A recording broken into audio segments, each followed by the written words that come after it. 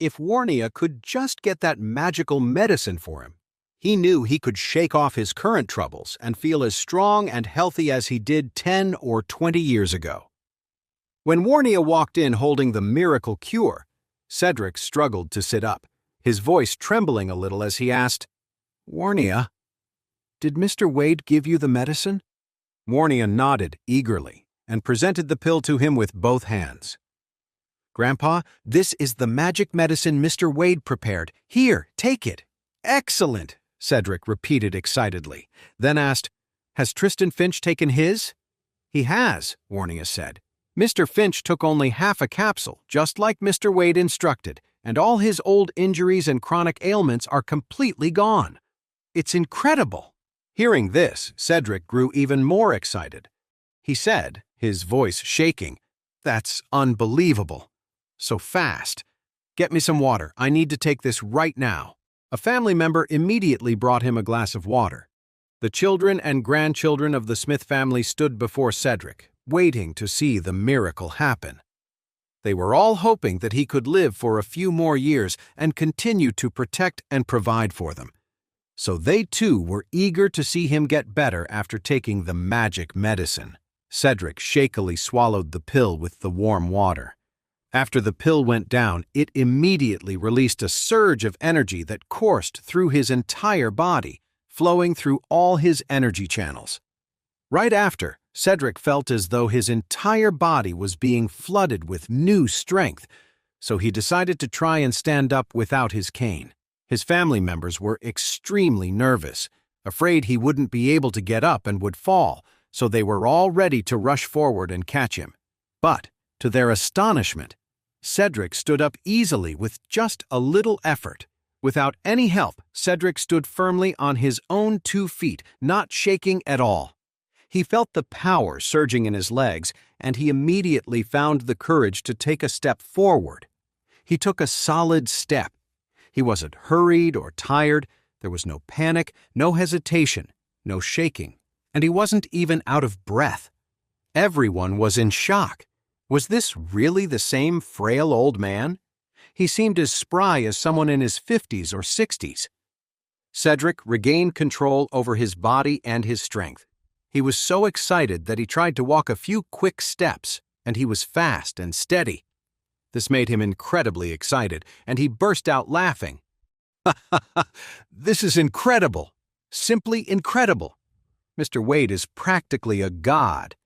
After that, he turned to Warnia and said seriously, "Warnia, if you could marry a man like Mr. Wade, I could live to be at least 100 years old. Your father, your uncle, you, your brother, and your sisters.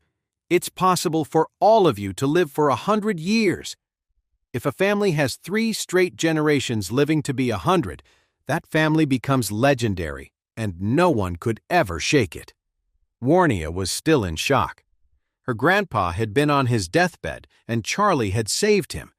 But now, Charlie's magical medicine had made him seem 20 years younger in an instant. Now, he believed he could live for another 20 years. By then, he would actually become a centenarian. How many centenarians are there in the world? Very few. And if the leader of a great family can live beyond 100 years, it is the family's greatest blessing, because the family can only truly develop and grow under the guidance of its leader. Once that leader dies, the family will immediately fall into the chaos of leaderless dragons, with everyone fighting for control. How many families have gone into decline because their leaders died and the heirs turned on each other? Now, Charlie had just ensured the prosperity of the Smith family for at least another 2 decades. That night, none of the family members who received the magic medicine could sleep. Warnia, having seen the miracle happen to her grandpa with her own eyes, was also buzzing with excitement. Thinking about the magic medicine Mr. Wade had secretly given her, a warmth flooded her heart. He treated her so well. She would never forget his kindness. She wasn't the only one losing sleep over Charlie. Skylar was in the same boat. After her father Christian received the 2 magical medicines, he gave one to her the moment he got home, telling her to keep it close. Now that pill was tucked away safely, warmed by her body heat and carrying her scent. The thought that Charlie had given it to her made her so happy she felt almost giddy. And Charlie, the mastermind behind it all, was still sleeping soundly on the floor next to his wife's bed. Just the live-in son-in-law, completely oblivious. Early the next morning, Claire headed to her studio.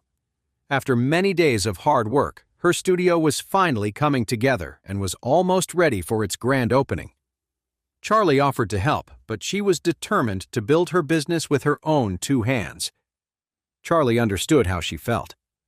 Ever since leaving the Wilson family, she had been focused on proving herself, determined not to let them look down on her. After getting dressed, Charlie was about to head out for groceries when he noticed his pockets were bulging. That's when he remembered all the gifts he'd received yesterday. 2 smart keys for luxury cars, an ancient-era glass goblet, and a check for $100 million. The Tiffany goblet was in a cedar chest, which was pretty big, so he just stashed the whole thing in his little closet. As for the car keys and the check, he initially thought about putting them in the closet too, but on second thought, he changed his mind. His mother-in-law had a habit of snooping through his room whenever she was bored. The last time Christian gave him a bracelet for his wife, his mother-in-law swiped it before Claire even had a chance to wear it.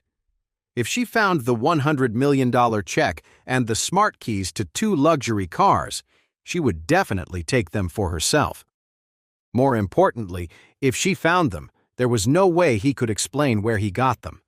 That $100 million check alone was enough to give her a heart attack. So, Charlie kept the smart keys and the check in his pocket and headed out to the vegetable market. On the way, Christian called him. After they exchanged a few pleasantries, he asked carefully, "Mr. Wade, are you enjoying the sports cars I gave you?" "Oh," Charlie said, suddenly remembering. "I haven't even seen them yet." Christian quickly and respectfully replied, "The cars are at the Oris Hill Convention Center. The International Auto Show is going on right now. If it's not too much trouble for you to go, I can have someone bring them to your house on a transport truck." Charlie said, "Forget it. Don't send them to the house. I'll find some time to check them out myself." The neighborhood he lived in was pretty ordinary, with houses worth maybe $2 or $3 million. If 2 sports cars worth more than $40 million were suddenly parked there, the whole neighborhood would probably freak out. That's why he decided to park the cars at his villa in Thompson first. The villa had a private basement, and parking them there would be much less of a hassle. When he arrived at the vegetable market, Charlie got a call from Darren, one of his good buddies from college. On the phone, Darren asked, "Charlie, where are you?" Charlie replied, "I'm shopping at the vegetable market." "What's up, Darren? Did you need me for something?" Darren hesitated for a second and then said, "Hey man, I'm at the Oris Hill International Auto Show today." Charlie knew he was a total car nut. Back in college, he'd save up a whole month's worth of spending money just to travel to other cities for auto shows. So he smiled and asked, "Checking out the cars again?" "Yeah," Darren said. "They've got a bunch of world-class limited edition sports cars on display this time. It's a super rare chance to see them." Then Darren quickly added, "Oh, but that's not why I called." Charlie asked, "Then what's up?" Darren paused for a moment and then said, "All right, look, I saw your wife at the auto show." "My wife?" Charlie asked. "What would she be doing at the auto show?" "I don't know," Darren said. "She's with some guy, so I called to see if you knew about it." Charlie frowned. Claire went to the auto show with another man? Why hadn't she told him anything? Even though they didn't talk a lot, they usually told each other about stuff like this. She went to the auto show with some guy and didn't mention it to him? Was she hiding something? Even though Charlie was the young master of the Wade family and the respected Mr. Wade to all the big shots in Oris Hill, he still felt insecure about his relationship with Claire. He was worried that Claire might be tempted by someone else, so he said to Darren, "Okay, Darren, thanks for the heads up." Darren said, "Hey, Charlie, my mom just called. Something came up at home and I have to go back. You should come over here and check it out." "All right," Charlie said. "I'll head over and take a look. You go handle your stuff." After hanging up, Charlie parked his e-bike on the side of the road and hailed a taxi to the Oris Hill Convention Center. The Convention and Exhibition Center was a massive complex built specifically for hosting all kinds of events. Basically, if there was a big exhibition in Oris Hill, it was held there. Charlie walked into the exhibition hall. He glanced around and saw that it was packed with people checking out the auto show, and the surrounding platforms were filled with luxury cars. The starting point here was high-end imported vehicles, all the way up to luxury sports cars. Right in the middle of the exhibition hall, on the highest platform, sat two incredible luxury sports cars, one red and one black. These were the very cars that Salman and Christian had given to Charlie. Ardent Motors 177 and a custom Koenigsegg Agera. These two cars were the main attractions of the entire auto show. A huge crowd of onlookers and reporters surrounded them. Beside the two cars stood two large, imposing security guards. They had their backs to the cars, forming a circle facing the crowd to make sure no one could get close enough to touch them. The host was making an announcement. "These two cars have already been purchased. They are personal items. You are welcome to look and take photos, but you cannot touch them. Thank you for your cooperation." A reporter couldn't help but shout, "The auto show just started and both cars are already sold?" If it's not too much trouble to ask, who are these two rich men? The host smiled faintly and said, "It's not two rich men, but one." "One?" the reporter exclaimed. "You mean one person bought both cars?" "Yes." The host nodded and said with a smile, "These two cars are indeed owned by the same wealthy man."